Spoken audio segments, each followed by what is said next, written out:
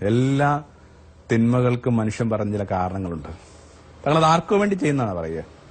കൈക്കൂലി കൊടുക്കുന്ന അല്ലെങ്കിൽ കൈക്കൂലി വാങ്ങുന്ന ഒരു മനുഷ്യനെ നിങ്ങളൊന്ന് കൺഫ്രണ്ട് ചെയ്ത് നോക്ക്.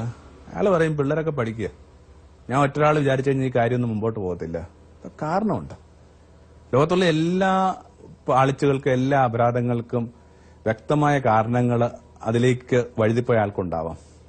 ചിലർക്ക് വേണ്ടിയാണ്, ചിലതിന് വേണ്ടിയാണ്. എന്നിട്ടോ അത്തരം കാര്യങ്ങളിൽ നിങ്ങളുടെ കയ്യിൽ നിന്ന് നിങ്ങളുടെ കയ്യിൽ നിന്ന് അതിന്റെ ഏതെങ്കിലും തരത്തിൽ ഗുണം കിട്ടിയ ആ മനുഷ്യര് എന്തുകൊണ്ടാണ് നിങ്ങൾ ഡിസോൺ ചെയ്യുന്നത്?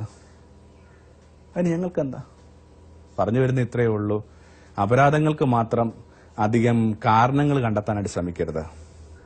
വല്ലാതെ ഒരാൾ ലോൺലി ആവേണ്ട ഒരു ഫേറ്റിന്റെ പേരാണ് തെറ്റ്. ഒരാൾ പിന്നീട് അനുഭവിക്കാൻ പോകുന്ന ആ കുറ്റബോധങ്ങളുടെ നിമിഷത്തിൽ ഒരാൾ പോലും അയാളുടെ കൂടെ ഉണ്ടാവില്ല. ഇത്തരമൊരു വിചാരം നമ്മുടെ ദേശത്ത് ഒരു വേടനെ കവി പോലും ആക്കിയിട്ടുണ്ട്. വാത്മീകി. ആർക്കാണത് അറിയാത്തത്? എന്തിനാണ് ഈ കൊള്ളയും ചതിയൊക്കെ ചെയ്യണത്? എന്റെ കുടുംബത്തിന് വേണ്ടിയാണ്, അത്രയും നല്ലത്. പക്ഷെ എന്തിനൊരു കർമ്മഫലം ഉണ്ടെന്ന് നിനക്കറിയാവോ? അറിയാം. അങ്ങനെയെങ്കിൽ ചെന്ന് ചോദിക്കുക, ആ കർമ്മഫലത്തിൽ നിന്റെ ഭാര്യയും കുഞ്ഞുങ്ങളും പങ്കുചേരുവാന്ന്. തർക്കമില്ലാത്ത വിഷയം, അവർ പങ്കുചേരും. കാരണം അവർക്ക് വേണ്ടി ഞാൻ ഇതൊക്കെ ചെയ്യണത്. അത്രയും ഉറപ്പ് വേണ്ട, ചോദിച്ചിട്ട് വാ.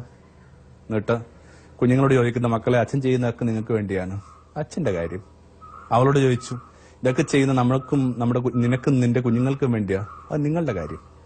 ലോകത്ത് മനുഷ്യൻ ജീവിക്കാനായിട്ട് എന്തുമാത്രം തൊഴിലുണ്ട്. മോഷ്ടിക്കണമെന്നും പിടിച്ചു പറയണമെന്നും ആരും പറഞ്ഞിട്ടില്ലല്ലോ.